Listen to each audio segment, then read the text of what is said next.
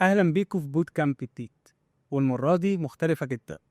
ناس كتيرة كانت دايما بتسألني على اليو اي اكس، واللي شافوا الفيديو القديم بتاعي اللي وديته سنة ونص على يوتيوب واللي ببلاش كانوا عايزين معلومات أكتر، حاجات لليفل أعلى شوية مش لحد بيبدأ.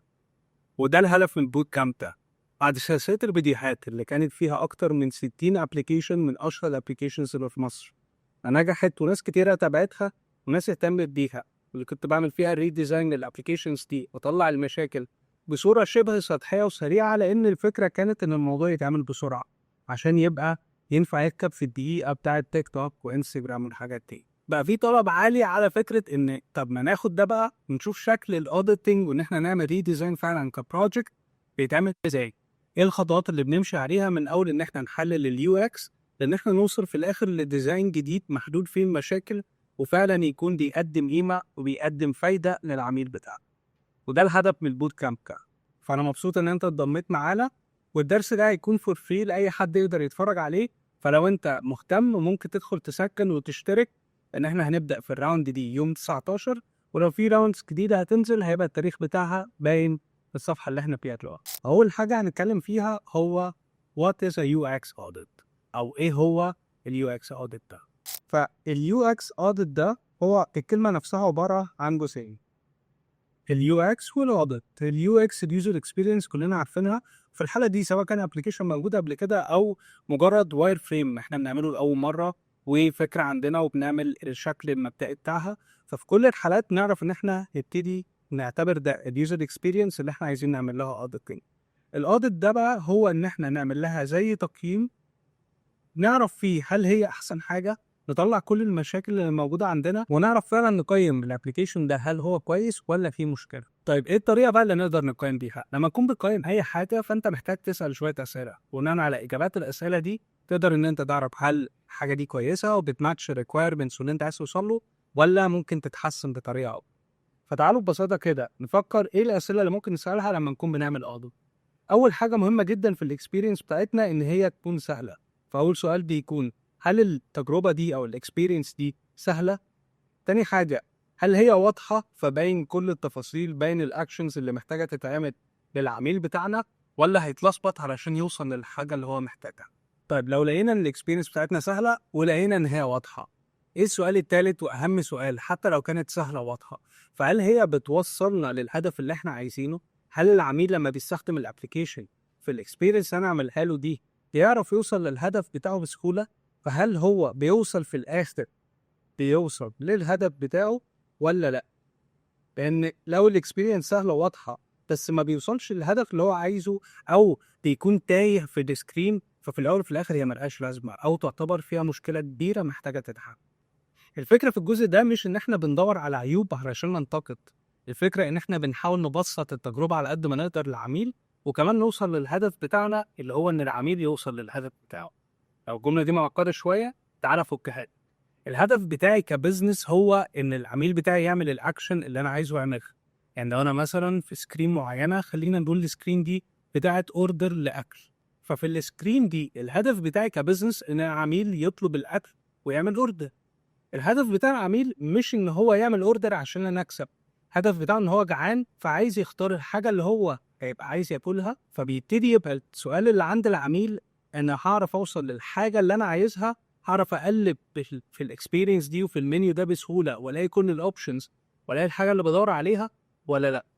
فلو انا عالجت السؤال اللي عند العميل وخليت الحل بتاعه سهل ويعرف يوصل لهدفه، هيعمل الاوردر بتاعه اللي هو في الاخر الهدف بتاعي انا كبزنس. دايما احنا بننسى الهدف بتاع العميل وازاي هو مرتبط بالهدف بتاع البيزنس، فبنبقى مسؤولين بحاجه من الاتنين. يا اما بيبقى يو اكس ديزاينر فوكسد قوي على ريكويرمنتس موجوده من البيزنس، انا عايز العميل يعمل كذا يعمل كذا يعمل كذا عشان نكسب فلوس، فيبتدي يبقى التجربه معقده للعميل نفسه وبتوجهه في اتجاهات ممكن يكون مش بديله الحريه ان هو يفكر ويقرر براحته. وعلى العكس في ناس بتبقى مركزة قوي على العميل وتعمل له الحاجة اللي هتكون أبسط دي وأسهل دي، ولكن في العائد إن هي تخسر البيزنس لأن هي مش أدجستد ومش تتحركوا بطريقة أو بأخرى لأن هو في الآخر يحقق الهدف بتاعك. فالجزئية دي تعتبر ميزان، ما ينفعش يبقى ميال لحاجة عن التانية لأن في الآخر هتضر الطرفين. مهم إن أنا ألاقي البالانس ما بين اللي العميل عايزه واللي البيزنس بتاعي عايزه. وفي الحاله دي بنكون عملنا الاكسبيرينس اللي بتسميها الوين وان سيتويشن، العميل كسب والبيزنس كسب، هو ده اللي احنا عايزين نوصل. الجزء التاني معانا في الليسن ده هو ازاي بقى الاوديت ده بيوصل للنتيجه بتاعتي اللي انا عايزها، وهي موجوده ب3 كي ووردز لازم نفهمهم كويس جدا بسرعه علشان نحفظهم مع بعض. خليني اكتبهم لك. اول حاجه عندي retention، فمهم جدا ان انا احقق الريتنشن وهفهمك معناها كمان شويه. تاني واحده الكونفرجن. تالت حاجه معايا التراست. تعالى مبدئيا كده نترجم كل واحده فيه. الريتنشن بالنسبه لي هو ان انا احافظ على العميل، فاقدر ان انا اخليه دايما يستعمل الاب، يبقى التجربه بتشده وبيقدر ان هو يقضي وقت عليه. لو هتلاحظوا ابلكيشن زي حاجات السوشيال ميديا اللي هي كلنا عارفينها وبيستعملها وغالبا انت عرفتني من خلالها، الابلكيشنز دي البيزنس بتاعها كله هو الريتنشن. هو ما بيبقاش عايز يكونفرت، مش عايزك تشتري حاجه منه، ولكن عايزك تفضل بتستخدم الاب. عشان كده بيدوروا على تاكتكس وحاجات تكون بتبقى ادكتن بيك شويه، يعني بتحاول تخليك تقضي اكتر وقت ممكن على الابلكيشن ده. والموضوع ممكن يبان سوداوي شويه ويكون فيه شر، ولكن هو مش في كل الحالات بيبقى كده، لان لو استخدمناها في حاجه مفيده للناس بتبقى مفيده. مثلا بوت كام زي ده، لو انا عرفت اعلي الريتنشن بتاعي وان انا اخلي الشخص اللي بيتفرج اللي هو انت تبقى مهتم ومركز في كل لحظه في الفيديو اللي احنا بنتفرج عليه، فانت استفدت من التجربه دي. الريتنشن هنا مش الهدف منه ان انا اكسب منك حاجه، هدف منه ان انا افيدك. فمهم ان الابلكيشن بتاعي الريتنشن فيه تكون نقطه اساسيه، اتاكد ان مفيش اي جزء بيوقع مني الناس. يقفلوا الابلكيشن، بيطلعوا من التجربه، بيزهقوا او بيحصل اي مشكله تقلل رقم الريتنشن ده، فده من المتريكس او الكي بي ايز اللي مهمه جدا. تاني حاجه عندي الكونفرجن، والكونفرجن ده هو عمليه ان انا احول المتفرج او المستخدم الى مشتري. ودي نقطة مهمة جدا لبزنسز كتيرة، لأن في بزنس كتيرة الموديل بتاعها بحاجة اسمها فريمي، زي سبوتيفاي، زي الابلكيشنز اللي بتديك تجربة ببلاش وبعد كده بتخليك تدفع سبسكريبشن عشان تاخد كل الفيتشرز اللي عليه.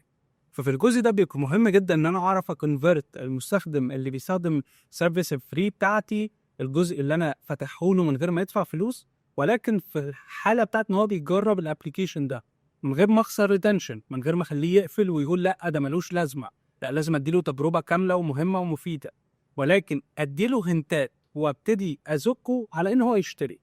فقدرتي ان انا احوله من حد مجرد مستخدم مجاني لمستخدم مدفوع وبيدفع فلوس شهريه ليا او عامه يشتري اللي بحاول ابيعه له، جزء الكونفرجن ده من افيد حاجات البيزنس. فلو انا الابلكيشن بتاعي مش واضح فيه او مش بيوصل فكره بطريقه سهله وبسيطه لازاي في فاليو معينه هتوصل للعميل، فكده انا عندي مشكله في الكونفرجن، وده في الاخر بيأثر على الاكسبيرينس بتاعتي وبيأثر على نجاح الابلكيشن بتاعي. فدي نقطه مهمه. تالت نقطه بقى، ونقطه اللي ناس كتيره ما بتاخدش بالها منها لانهم بيركزوا على الاولى والتانيه، هي جزء التراست او الثقه. كلنا عارفين الكلمه دي، ولكن عندنا ليها معنى مهم جدا. الثقة بتاعتك مع العميل مهمة جدا. الثقة ما بينك وما بين العميل هي نقطة أساسية لازم تركز عليها.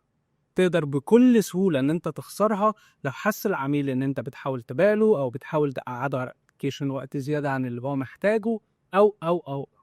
وعشان كده لو أولويتك دايما كانت الفايدة للعميل، حتى لو كانت ساعات ممكن تعطل الفايدة بتاعتك شوية، دي بتبقى أحسن بكتير من إن أنت تبقى بتعمل أي حاجة تانية.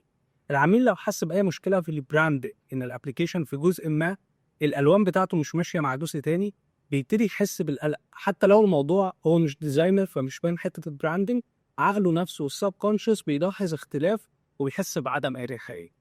فمهم جدا consistency في الابلكيشن كويس، الاكسبيرينس تكون متماشية وتكون الهدف بتاعها الأول التجربة بتاعت العميل ده وإن هو يستفاد، وكمان ان انا اقدر اوصله من النقطه الاولى للنقطه الاخيره من غير ما يحصل اي دروب او اي ايرور. ما اخليش العميل يعمل اوردر وما طلعلوش ستيتس. لما بدفع فلوس محتاج اعرف كونفirmation على طول، اتاكد ان الفلوس اللي انا دفعتها دي ما راحتش عليا، لا دي سببت لي ان انا اشتريت الحاجه او حصل مشكله ويجي لي ري اشورنس الفلوس هترجع لي ولا المشكله هتتحل ولا اعرف اتواصل مع حد ولا لا. فالنقط دي كلها لو ما ركزناش عليها العميل هيلاقي نفسه في سيناريو وصل في حته فقد الثقه في الخدمه او السيرفيس بتاعتي، ودي بتسبب ضرر كبير جدا اكتر مما تتخيل. فمهم جدا نركز على النقطه الثالثه، وكذلك الريتنشن، الكونفرجن، والتروست. 3 حاجات دول اساسيين بالنسبه. طب لو ركزت على ال3 حاجات دول، هل في مشاكل كارثيه ممكن تضيع الابلكيشن بتاعي بدون امل؟ حاجات بتتكرر كتير جدا واغلب الناس بتقع فيها، فانا كحد بيعمل يو اكس اوديت او داخل على ابلكيشن، سواء عايز اقدم الاوديت بتاعي ده عشان عميل يخليني اشتغل معاه، او العميل طلب مني ان انا اعمل الاناليسيس دي وابعتها له، فهل في حاجات معينه ادور عليها؟ في 5 حاجات هتلاقيهم في اغلب الوقت مشاكل في ابلكيشنز، فانت لازم دايما تركز على الحاجات. خلينا نبص عليهم كده. اول حاجه عندي اونبوردنج. التجربه بتاعت المستخدم اول ما ينزل الابلكيشن لحد ما يعمل ساين اب ويبتدي يستخدم الاب، من اكتر النقط اللي ساعات ناس كتيره يا اما بتتغاضى عنها وتسبب مشكله، ان اليوزر ما بيفهمش هو داخل على ايه، فما بيبقاش عنده صوره واضحه، او ان الناس بتعملها بطريقه غلط فما بتوصلش لنتيجه كويسه مع اليوزر. مهم ان انا اركز الاونبوردنج بتاعي يكون بيوصل الرساله الصح، فلازم يكون في accurate messaging، وهي دي اللي بتخلي العميل يفهم بالظبط الابلكيشن اللي نزله ده هيفيده ازاي وهيوصل منه لايه. لازم يكون عندي calls to actions واضحه، اللي هي الزراير اللي بضغط عليه. الكلام اللي عليه ما ينفعش يكون كتير، ما ينفعش يكون بشرح موضوع تعبير على زرار الهدف منه ان الشخص يقراه ويضغط على طول. فمهم ان الكول تو اكشن يكون to the point، وكمان يكون مختصر، فيكون بالنسبه لي one or two words، ده اقصى حاجه. يعني اقول buy now او next او continue، ما اقولش to get to او to see more click here. يعني كده بنطول الموضوع على الفاضي، مش ده الهدف بتاعي خالص. اضغط هنا او استمر، ما اقولش للوصول لكذا اضغط على هذا البطن، يعني مش ده الهدف من البطن. لازم يكون سريع عشان اليوزر نفسه ما يتلخبطش، ما يضيعش وقت. فالباتنز دي لو confusing هتسبب مشكلة. ولازم تكون accurate للكالر، لازم تكون لو انا بضغط على حاجة هكنسل او هديليت تكون لونها احمر ويكون فيها warning. لو انا اضغط على حاجة تاخدني الخطوة اللي بعدها يكون فيها اللون الاخضر او اللون الازرق او اللون بتاع الابلكيشن بتاعي. فالنقط دي مهمة جدا. الهيراركي من اكتر الحاجات الاساسية، ترتيب المعلومات بتاعتي وان انا اكون عامل فيجوال فلو، فببقى المعلومات اللي عارضها على اليوزر سواء تكست او صور او الحاجات دي مترتبه بطريقه ان عينه تمشي معاها بطريقه سهله وسلسه. من اهم الحاجات اللي اهتم بيها في الابلكيشن بتاعي. ما ينفعش ارص له حاجات كتيره تحت بعض كلها شبه بعض، عينه هتتلخبط، هيبقى فيه زحمه. وفي اجزاء كتيره كانت في جزء الفيجوال فلو ده والفيجوال هيراركي عامه اتكلمت عنه قبل كده، فهسيب لكم الليسن بتاعه في النوتس بتاعت الليسن ده من البوت كامب اللي فات، ودي حته بونس كده ببلاش. فادخلوا اتفرجوا على الليسن بتاع الفيجوال هيراركي، هيفكوا جدا في حته اليو اي. خلونا نكمل. الايرور مسجز مهم جدا ان هي تطلع وتكون برضو اكيوريت للحته اللي هي طالعه فيها. ما اعملش ايرور مسج واحده واركبها في الابلكيشن كله، لا، لازم تكون بتوضح لليوزر المشكله اللي عملها او اللي حصلت، وتوضح له الحل وتدي له كول تو اكشن تاخده للخطوه اللي بعدها او تطلعه من السيناريو ده. فما ينفعش تبقى حاجه واحده في كل حته، ان في الحاله دي ملهاش لايسنس. طب ما لما يحصل مشكله ايه في الاب ويتفتح. لكن لو كول تو اكشن مع او ولكن لو الايرور مسج معموله للسيناريو اللي احنا فيه فكده ممكن تحل. فتاكدوا ان كل الايرور مسجز او لما بيحصل اي فيلير الحتت دي موجوده عندي في الاكسبيرينس وما فيهاش اي مشاكل. اخر واهم واحده، لان انا كنت عملت بول على لينكدين واغلب الناس صوتت ان النافيجيشن هي اكبر كارثه ممكن تكون موجوده في ابلكيشن. فنتاكد دايما ان كل الباتنز بتودي على الحتت اللي المفروض تروح فيها، وان ما عنديش اي كومبليكيشن في ان انا اوصل للحته اللي عايز اوصل لها. فان انا اعمل اوديت للنافيجيشن بتاعي والفلو ماب بتاعت كل الانفورميشن اللي في الابلكيشن من الحاجات الاساسيه كده. فنركز على حته الابلكيشن. وفي الاخر الاوديت ده مش مجرد اكسرسايز او حاجه كده قيمه مضافه بتعملها مع الشغل.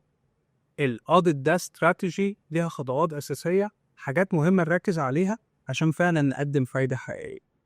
فهو بيقدر يحدد لي الاولويات بتاعتي في الشغل، وان انا اعالج اكبر المشاكل في الاول بدل ما اتلخم في حاجات ممكن تكون جانبيه ومش اساسيه. كمان بيساعدني ان انا شغلي يكون مبني على evidence وعلى analysis انا عاملها، مش مجرد guess work او توقع مني على ايه الحاجه اللي هتبقى احسن او ايه اللي هينفع في السيناريو ده. وكمان بتساعدني في خطوه الريديزاين ان انا عندي ريبورت قبل كده اقدر ارجع له واتاكد من الريكويرمنتس بتاعتي اللي على اساسها الريديزاين بتاعي بيكون في اتجاه صح وبيعالج المشاكل الحقيقيه. ومثال على ده ان وهتلاقوا دايما الاوديت مهم للناس بتوع الاي كوميرس، لان ال 1% بيفرق معاه في ان هو يبقى كسبان او خسران.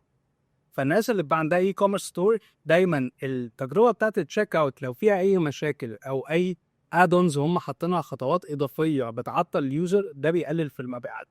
وانا حتى في فتره في حياتي كانت شغلتي سي ار او، بفتح الاي كوميرس ستور ده اتست كل حاجه فيه والسبيدز بتاع كل البيجز، performance بتاع كل حاجه، وضوح الباتنز، الكول تو اكشنز، الفيجوال هيراركي، وبطلع ريبورت لما بنستخدمه وبنعدل المشاكل اللي فيه اقل فايده او اقل نسبه نمو بتيجي على الارباح، ونعم بس مجرد ان احنا صلحنا الاكسبيرينس بتاعت الاب او الكونفرجن ريت زي ما بنسميه، هو كانت بتبقى 25%.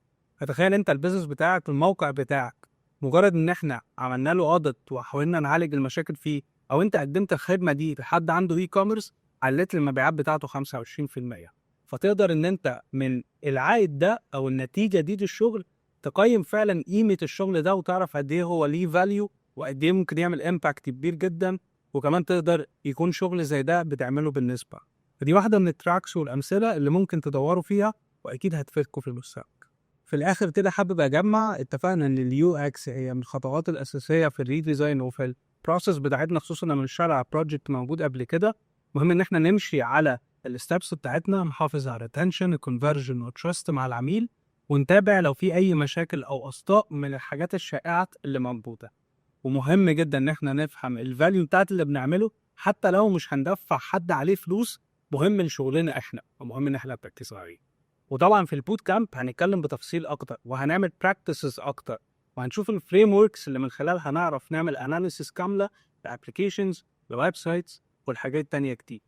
فدي كانت مجرد بدايه كده، اتمنى ان انتوا تكونوا متحمسين للي هنتعلمه في فتره ال3 اسابيع دي، واللي هنغطي فيها كل حاجه من اول الاوديتنج لحد ان احنا نعمل ريديزاين كامل، استخدام السوفت ويرز باللايبريز بتاعت الايكونز، بالكيتس، بالانسبو، ان احنا نجيب انسبيريشن نعرف على اساسه ناخد افكار ونطلع حاجات جديده نحل بيها مشاكل موجوده. فما تنسوش تتابعوا الليسنز اللي جايه، وخطوه ورا خطوه هنتطور ونبقى احسن. اشوفكم في الليسن اللي جاي. ولو انت بتتفرج على الفيديو ده ومهتم بالبوت كامب وحابب تتفرج على باقي الليسنز وكمان تدخل في المحاضرات اللايف، فلحد يوم 19 باب الحجز مفتوح، او 18 عشان احنا هنبدا يوم 19. فادخل على اللينك اللي في الديسكريبشن عشان الاماكن محدوده جدا.